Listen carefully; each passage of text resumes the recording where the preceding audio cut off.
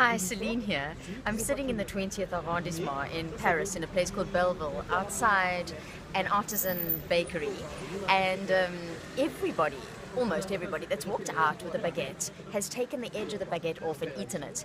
And it's made me think about how we tend to, when we want to improve our health, maybe lose weight, we'll cut out things like baguettes, bread, wine, chocolate, dessert, our favorite things, and not allow ourselves little bits.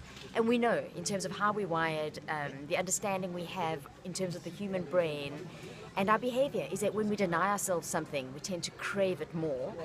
And I can't help but question, when we deny ourselves something that we truly love, when we do sit down to have it, in that one sitting, when we binge or have a lot, maybe we end up having more than what we would have had if we'd allowed ourselves, permitted ourselves to enjoy small bits.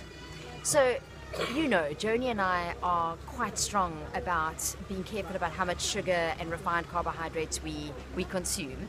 So I'm not suggesting that you include those, especially not if a little bit of chocolate or some wine or dessert is going to cause a cascade or a trigger into binging. What I am saying is maybe instead of denying and depriving ourselves and then binging, is that we have that corner of the baguette, that we understand our behavior, that we take accountability and understand how we think and feel, and rather manage the way that we eat, the way that we approach life, rather than allowing the baguette to control us, so to speak. And those people that walked out of the bakery were probably not going home to eat the whole baguette on their own. They were probably going to share it with somebody else or with the family. So allowing ourselves little treats could be a way to enjoy, to keep that joie de vivre, and not fall into the all or nothing trap where we set ourselves up for failure, when generally on a Monday we start and we avoid completely anything found in a bakery or all our favorite things, only but to last till Friday if we're lucky. So look out for the campaign that Joni and I are going to launch around reducing bread, sugar and stress.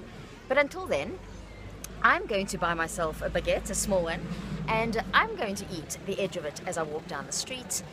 And I hope that you can have a corner of your baguette today as well. Bon appétit.